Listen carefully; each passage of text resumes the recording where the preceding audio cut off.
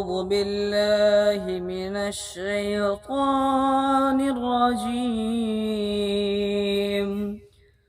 بسم الله الرحمن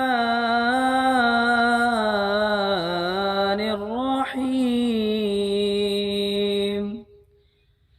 يا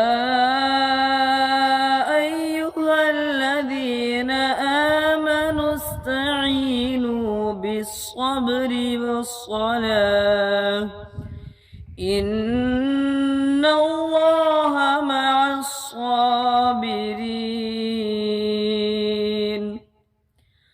ولا تقولوا لمن يقتل في سبيل الله أموات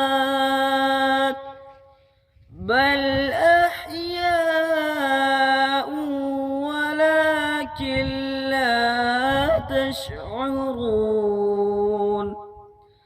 ولنبلونكم بشيء من الخوف والجوع